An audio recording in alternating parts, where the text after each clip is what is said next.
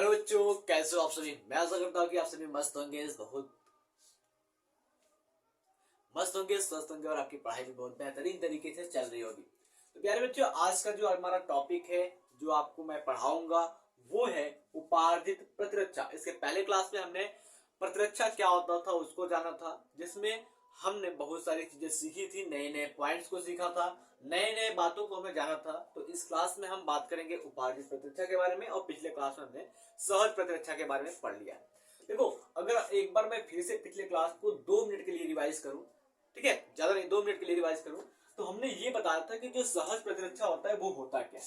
ठीक है, अगर हम बात करते हैं सहज प्रतिरक्षा की, सहज प्रतिरक्षा की बात करते हैं, तो सहज प्रतिरक्षा एक ऐसा प्रतिरक्षा होता है जो बच्चे को जन्म से मिलता है। कहां से मिलता है? जन्म से, जन्म से ही मिलता है। यानी कि इसकी बात करते हैं, जब बच्चा पैदा होता है तो ये प्रतिरक्षा जो होता है, जो सहज प्रतिरक्षा होता है, उस बच्चे के अंदर उपस्थित होता है। ठीक है, यानी कि हम कह सकते हैं सहज प्रतिरक्षा जो होता है वो एक अविशिष्ट प्रतिरक्षा है, नॉन स्पेसिफिक इम्यूनिटी है। इतनी बात समझ में। अब चलिए हम बात करते हैं कि जो हमारा ये उपार्जित प्रतिरक्षा है, ये किस प्रकार का प्रतिरक्षा है और ये कैसे मिलता है किसी भी बच्चों में, या फिर किसी भी इंसान के अंदर जो उपार्जित प्रतिरक्षा होता है वो कैसे उत्पन्न होता है। देखिए, अगर हम बात करते हैं उपार्जित प्रतिरक्षा की, तो उपार्जित प्रतिरक्षा को हम नाम क्या देते हैं? नाम क्या देते हैं? एक उपार्जित प्रतिरक्षा को इंग्लिश में हम तो कहते हैं एक्वायर्ड इम्यूनिटी कहते हैं। ठीक है, एक्वायर्ड इम्यूनिटी कहते हैं, ये बात तो ठीक है। अगर हम अगले पॉइंट की बात करते हैं, तो अगले पॉइंट में मैं आपको ये बताऊंगा कि इस एक्वायर्ड इम्यूनिटी को हम किस और नाम से जानते हैं। एक्वायर्ड इम्यूनिटी को क्या और कहते हैं, इसके बारे में पहले जान लीजिए। देखो, एक्वायर्ड इम्यूनिटी को हम कह सकते हैं एडाप्टिव इम्यूनिटी। एडाप्टिव इम्यूनिटी, ये बातें मैं आपको क्यों बता रहा हूं, क्योंकि इसके पीछे एक लॉजिक छुपा हुआ है। ठीक है, या फिर इसी को हम कह सकते हैं आर्टिफिशियल इम्यूनिटी। आर्टिफिशियल,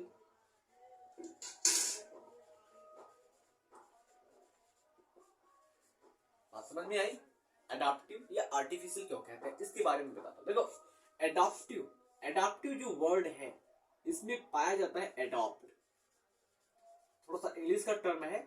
ठीक है, एडॉप्ट पाया जाता है। एडॉप्ट का मतलब क्या होता है? किसी चीज को गोद लेना या किसी चीज को बाहर से लेकर आना। आर्टिफिशियल का मतलब क्या होता है? आर्टिफिशियल का मतलब क्या होता है? कृत्रिम होता है। कृत्रिम, कृत्रिम का मतलब क्या होता है भाई? कोई भी चीज बाहर से बनी हो, मनुष्य के द्वारा बनाया हुआ हो, उसे हम कृत्रिम कहते हैं। बस समझ में।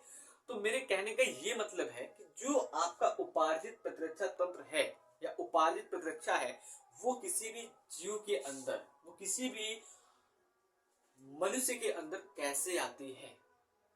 ठीक है, देखो, अगर हमने देख लिया, यहाँ पर एडाप्टिव का मतलब होता है एडाप्ट, यानी से बाहर से ले लेना। कृत्रिम का मतलब होता है कोई मनुष्य बना रहा है। ठीक है, अब यहाँ पर अगर हम बात करते हैं डेफिनेशन की, डेफिनेशन क्या होगा, इसका परिभाषा क्या होता? वह प्रतिरक्षा, वह प्रतिरक्षा, वह प्रतिरक्षा जो जन्म के बाद प्राप्त होता है, जन्म के बाद प्राप्त होता है, जन्म के बाद प्राप्त होता है, उसे उपार्जित प्रतिरक्षा या उपार्जित प्रतिरक्षा कहते हैं। उपार्जित प्रतिरक्षा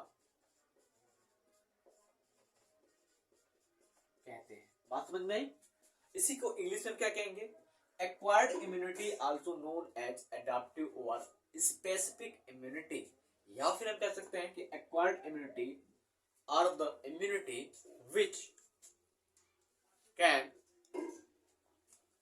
डेवलप्ड आफ्टर द बर्थ, यानी कि जन्म के बाद ये प्रतिरक्षा क्या होता है? उत्पन्न होता है। या फिर सिंपल सा हम कह सकते हैं कि एक्वायर्ड इम्यूनिटी क्या होता है? अभी हमने बताया एक्वायर्ड इम्यूनिटी,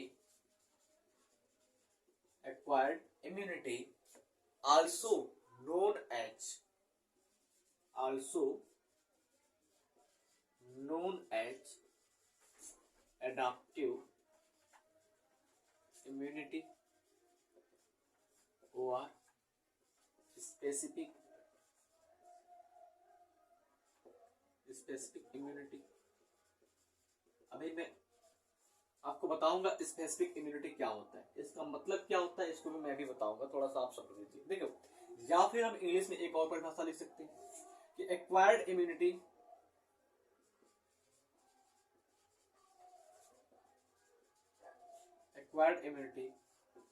और दोज इम्यूनिटी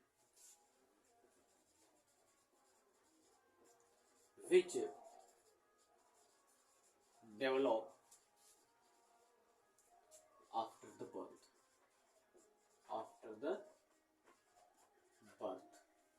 ठीक है, आफ्टर द बर्थ, यानी कि उपार्जित प्रतिरक्षा वह प्रतिरक्षा है जो जन्म के बाद उत्पन्न होता है। अभी हमने बताया कि स्पेसिफिक क्या होता है, ठीक है। स्पेसिफिक को हम हिंदी में कहते हैं विशिष्ट। क्या कहते हैं इसको हम? विशिष्ट कहते हैं। अगर हम विशिष्ट की बात करते हैं, विशिष्ट कौन होगा? विशिष्ट जो है भाई, उसका मतलब होता है स्पेशल। क्या होता है? स्पेशल। स्पेशल कौन होगा? जैसे अगर हम बात करते हैं कि एक छोटा सा गांव है, वहां पर कोई सेलिब्रिटी आ जाए, तो वो सेलिब्रिटी क्या होगा? वो सेलिब्रिटी स्पेशल होगा ना। गांव के सारे लोग अपना काम धंधा घर बार छोड़ करके उस सेलिब्रिटी को देखने जाएंगे कि नहीं जाएंगे? जाएंगे ना। तो वो क्या हो गया? एक स्पेशल पर्सन हो गया। ठीक उसी प्रकार से अगर बात करते हैं कि जो स्पेसिफिक होता है ना, स्पेसिफिक यानी कि विशिष्ट जो होता है, वो एक विशेष प्रकार का प्रतिरक्षा होता है। ये सभी के लिए नहीं बना होता, ये सभी रोगजनक कारकों के लिए नहीं होता है, ये केवल और केवल कुछ विशेष रोगजनक कारकों के लिए होता है। सच एज, अगर हम एग्जाम्पल की बात करते हैं, एग्जाम्पल में बात करते हैं स्पेसिफिक इम्यूनिटी की, एग्जाम्पल की बात करते हैं ना, एग्जाम्पल जैसे कि अगर हम बात करते हैं कोरोना की, हाल ही में जो बीता है, कोरोना की बात करते हैं, तो भैया कोरोना के लिए हमने वैक्सीन लगवाया था ना। क्या लगवाया था? वैक्सीन, टीकाकरण करवाया था, कोविड टीकाकरण जिसको हम कहते हैं। यहाँ पर कोविशील्ड, कोवैक्सीन नाम की टीका लगाई गई थी कि ना। तो भैया जो कोरोना के लिए टीका लगाई गई थी, कोविशील्ड, कोवैक्सीन, ये जो टीका था, ये टीका केवल और केवल कोरोना के लिए था। किसके लिए? कोरोना के लिए, कोविड के लिए था। तो ये जो वैक्सीन हमने लिया है बाहर से, तो ये विशेष रूप से केवल और केवल कोविड पर ही काम करेगा, अन्य किसी पर नहीं कर सकता। ठीक है। ठीक उसी प्रकार से अगर हम बात करते हैं, हमें टिटनेस की बात करते हैं, टिटनेस की बात करते हैं, तो भैया टिटनेस के लिए जो टीका लगता है वो टिटनेस का लगता है ना, एटीएस का लगाया जाता है ना टीका। एंटी टिटनेस सीरम, नाम ही क्या है? Anti tetanus serum. ये एंटी टिटनेस सीरम टिटनेस को रोकने के लिए लगाया जाता है ना। तो क्या टिटनेस को रोकने वाला जो टीका होता है वो कोरोना को रोक सकता है? नहीं रोक सकता ना। तो क्या है? एटीएस क्या है? एक विशिष्ट है, एक विशेष है, स्पेसिफिक है टिटनेस के लिए। किसके लिए? टिटनेस के लिए। इसके बाद बच्चों को लगता है बीसीजी का टीका। क्या जो बीसीजी का टीका होता है बच्चों में, बीसीजी का जो टीका होता है बच्चों में, वो क्या टिटनेस और कोरोना को रोक सकता है? नहीं रोक सकता ना। बीसीजी में जितने भी रोग आते हैं केवल उनको रोकता है ये ना, विशेष हुआ कि नहीं। तो इस प्रकार से होता है विशिष्ट, विशेष होता है। और उपार्जित प्रतिरक्षा का मतलब ही यही है कि किसी विशेष के लिए जो हमारे शरीर के अंदर प्रतिरक्षा उत्पन्न होती है या बाहर से हमें टीकाकरण के द्वारा मिलता है, वो क्या है? उपार्जित प्रतिरक्षा है। इतनी बात समझ में आई बेटा? चलो अच्छी बात है अगर समझ में आ गई। आगे बात करते हैं। विशिष्ट प्रतिरक्षा जो होता है, या फिर अगर हम कहें जो उपार्जित प्रतिरक्षा होता है, इसमें खास बात ये होती है कि इसके पास मेमोरी होती है, इसके पास स्मृति होती है, याद करने की क्षमता होती है। क्या होती है? अगर हम बात करते हैं उपार्जित प्रतिरक्षा की, उपार्जित प्रतिरक्षा के पास स्मृति होती है या याददाश्त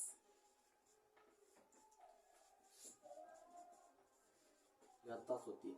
जैसे अभी हमने यहां पर एग्जांपल लिया भैया, कोरोना का लिया ना टीका, अब देखो, जो कोविड का टीका लगाया गया था उस समय लगाया था जब कोविड फैला हुआ था, तो हम लोग उससे बच गए। अब दोबारा जब कोविड का कभी अटैक होगा तो हमारे अंदर कोविड को मारने के लिए, कोविड का जो माइक्रो ऑर्गेनिज्म है उसको मारने के लिए हमारे अंदर पहले से ही क्या हुआ है, टीकाकरण हुआ है। ठीक है, इम्यूनिटी डेवलप हो गई है, प्रतिरक्षा उत्पन्न हो गई है। अब भैया अगर कोविड उधर से आ रहा है तो हमारा इम्यूनिटी इधर से क्या करेगा, दाएं से मारेगा और कोविड जाएगा बाहर गिर जाएगा। ठीक उसी प्रकार से बच्चों को बीसीजी का टीका लगता है, क्यों? क्योंकि बीसीजी के अंदर जितने रोग आते हैं वो ना हो। ठीक है, कॉलरा का टीका लगता है, चेचक का टीका लगता है, चेचक का टीका लगता है, कॉलरा का टीका लगता है, बीसीजी का टीका लगता है, टिटनेस का टीका लगवाते हैं हम ना। अगर हमको खरोच लग जाती है तो हम टिटनेस का सुई लगवाते हैं। तो टिटनेस का सुई हम लगवाते हैं ताकि टिटनेस जो है वो हमें ना हो सके। अब जब हमने पहले से ही उसका दवा ले रखा है तो क्या टिटनेस हमारे पास आएगा? नहीं आएगा। और अगर वो आता भी है तो हमारी प्रतिरक्षा क्या है, पहले से बनी हुई है। अब जैसे ही टिटनेस वाला आएगा, कहेगा सावधान, खड़े हो जाओ वहीं पर, हम यहाँ बैठे हैं, अगर आओगे तो ठीक नहीं। ठीक है, तो ये एटीएस करके ही भगा देगा टिटनेस वाले को। ठीक है, अब उसके बाद अगर हम बात करते हैं कि ये उपार्जित प्रतिरक्षा पाया किसके अंदर जाता है, उपार्जित प्रतिरक्षा जो होता है वो पाया किसके अंदर जाता है भैया?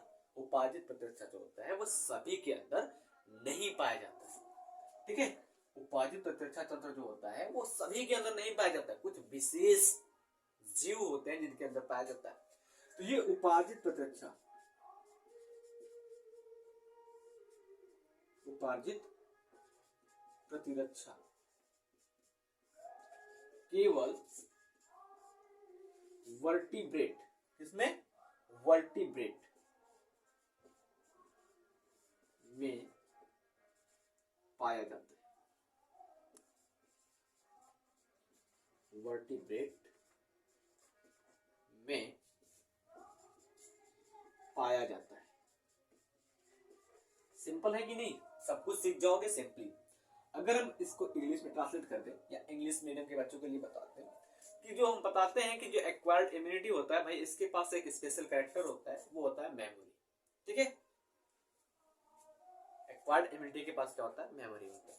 दूसरी बात, अगर हम बात करते हैं एक्वायर्ड इम्यूनिटी जो होती है वो केवल फाउंड होती है, यानी कि ओनली फाउंड इन वर्टिब्रेट्स, केवल वर्टिब्रेट्स में पाई जाती है। तो मैं आपसे एक बात करना चाहूंगा कि आप फटाक से इस पॉइंट को नोट कर लीजिए ताकि आगे की बातों को मैं एकदम बढ़िया से आपको समझा सकूं। चलो फटाक से आप इसको नोट कीजिए।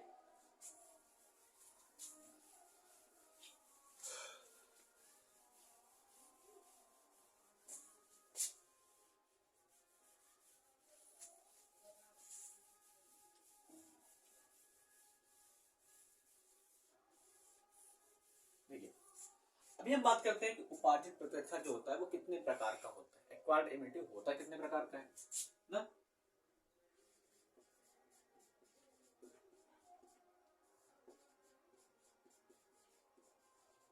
उपार्जित प्रतिरक्षा, एक्वायर्ड इम्यूनिटी, उपार्जित प्रतिरक्षा यानी कि एक्वायर्ड इम्यूनिटी। अब इस एक्वायर्ड इम्यूनिटी की अगर हम बात कर लेते हैं तो एक्वायर्ड इम्यूनिटी जो होता है वो दो प्रकार का, क्या कौन सा? पहला होता है भैया सक्रिय प्रतिरक्षा, सक्रिय प्रतिरक्षा जिसको हम कहते हैं एक्टिव इम्यूनिटी। क्या कहते हैं इसको? एक्टिव इम्यूनिटी कहते हैं। दूसरा होता है निष्क्रिय प्रतिरक्षा जिसको हम कहते हैं इनएक्टिव इम्यूनिटी। बात समझ में आई? इसको क्या कहते हैं हम? इनएक्टिव इम्यूनिटी कहते हैं। अब देखो, अगर हम बात करते हैं सक्रिय प्रतिरक्षा होता कैसे है, ठीक है। अब ये जो सक्रिय प्रतिरक्षा होता है वो कैसे होता है? देखिए, अगर हमारे शरीर के अंदर कोई भी रोगजनक उत्पन्न होता है, मतलब रोगजनक हमारे शरीर के अंदर प्रवेश कर जाता है, ठीक है, रोगजनक क्या हो जाए? शरीर के अंदर प्रवेश कर जाए, तो हमारा जो शरीर होता है वो खुद से उनसे लड़ता है। पहली बार लड़ने के बाद उनको कैसे मारना है वो सीख जाता है। कैसे मारना है उनको वो सीख जाता है। उसके बाद क्या करता है, दोबारा से भैया आप आओ, चाहे जितने लोग आओ मैं आपको मारूंगा। ठीक है, जैसे कि अगर हम बात कर लें, बच्चे क्या होते हैं, बच्चों को क्या वो पेट से सीख कर आते हैं कि भाई पेंसिल कैसे पकड़ा जाएगा, पेन कैसे पकड़ा जाएगा, क कैसे लिखा जाएगा, ए फॉर एप्पल कैसे लिखा जाएगा, ये बच्चे पेट से थोड़ी ना सीख कर आते हैं। उनको स्कूल में उनकी मम्मी घर पर उनके घर के गार्जियन उनके साथ मेहनत करते हैं ना, उनका एक बार हाथ पकड़ के उनको लिखना सिखाते हैं, फिर वो दोबारा से क्या करते हैं, वापस से खुद से लिखना सीख जाते हैं। ठीक उसी प्रकार से क्या होता है, सक्रिय प्रतिरक्षा में क्या होता है कि अगर कोई पैथोजन, कोई रोगजनक, रोग कारक शरीर के अंदर आया, हमारा शरीर उनसे पहली दफा लड़ा, उनसे पहली दफा खूब जम के लड़ाई की और उनसे बच निकला, तो वो पहली दफा ये सीखता है, पहले मुठभेड़ में वो ये सीखता है कि कैसे इसको मारा जाए, कैसे इसके ऊपर कंट्रोल पाया जाए। फिर दूसरी बार अगर वही पैथोजन आता है तो हमारा शरीर क्या करता है, उसको मार सकता है बिना किसी समय बिताए। ठीक है, कोई भी समय नहीं लगेगा बाहर से, भाई कहीं रहे ना, गलत का होता गाँव में, कहीं रहे ना जो उनके तय मारे रहे, चल तो क्या मुंह मारा। तो पहली दफा क्या हुआ, मारना वो सीख गया, दूसरी दफा जैसे ही बाहर आया, ठीक है, जैसे ही पैथोजन हमारे अंदर आया, शुरू लड़ाई, और पैथोजन को मारकर गिरा देगा हमारा इम्यूनिटी। उसके बाद अगर हम बात करते हैं निष्क्रिय प्रतिरक्षा, तो भैया निष्क्रिय प्रतिरक्षा के लिए दो चीजें होती है। पहला क्या होता है, पहले तो ये शरीर के अंदर रोग जनक को बिना प्रवेश किए इसको सिखाया जाता है, पूरी तरीके से ट्रेनिंग दिया जाता है कि कैसे अगर कोई आता है तो उससे बच निकलना है। लेकिन जो हमारा सक्रिय होता है वहां पर ट्रेनिंग नहीं दिया जाता है, ये एक्सपीरियंस्ड होता है, खुद से ये सीखता है, और निष्क्रिय प्रतिरक्षा को सिखाया जाता है। सक्रिय प्रतिरक्षा खुद से सीखता है, निष्क्रिय प्रतिरक्षा को सिखाया जाता है। यानी कि अगर हम बात करते हैं सक्रिय प्रतिरक्षा के अंदर रोगजनक शरीर के अंदर प्रवेश कर जाते हैं, रोगजनक शरीर में प्रवेश करते हैं, और निष्क्रिय में क्या होते हैं, रोगजनक शरीर में प्रवेश नहीं करते हैं, फिर भी ये क्या होता है, उनको मारना सीख लेते हैं। अब अगर सक्रिय प्रतिरक्षा की बात करते हैं तो सक्रिय प्रतिरक्षा को वापस से दो भागों में बांटा गया है बेटा। पहला है प्राकृतिक, ठीक है, क्या है, प्राकृतिक, जिसको हम कहते हैं नेचुरल। दूसरा है कृत्रिम, जिसको हम कहते हैं आर्टिफिशियल। देखो, ऐसा माना जाता है कि किसी इंसान को अगर चेचक हो जाए, लाइफ में उसके एक बार चेचक हो गया तो दोबारा कभी चेचक नहीं होगा।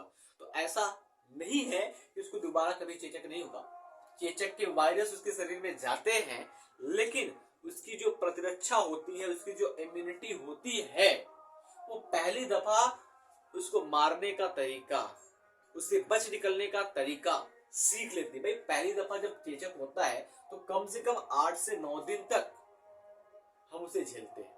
ठीक है, 8 से 9 दिन तक क्यों झेलते हैं, क्योंकि हमारे शरीर को उस रोग के बारे में बिल्कुल भी अंदाजा नहीं है कि इस प्रकार का भी रोग होता है और इससे भी हमें लड़ना पड़ेगा। 8 से 9 दिन में वो लड़ना सीखता है।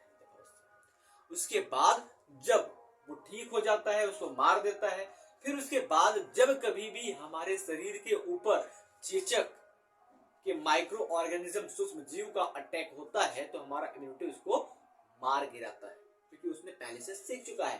तो अगर हम प्राकृतिक की बात करते हैं तो एग्जाम्पल में आ जाएगा चेचक, ठीक है, जिसको चिकन पॉक्स करते हैं। और अगर हम बात करते हैं कृत्रिम की, भैया कृत्रिम का मतलब होता है मनुष्य के द्वारा बनाया गया, किसी भी रोग से लड़ने के लिए वैक्सीन लगाया जाता है। तो कृत्रिम में क्या आ जाएगा भैया, टीकाकरण। ठीक है, ठीक उसी प्रकार से जो निष्क्रिय प्रतिरक्षा होता है ये भी दो प्रकार का होता है, एक प्राकृतिक होता है और दूसरा क्या होता है, कृत्रिम।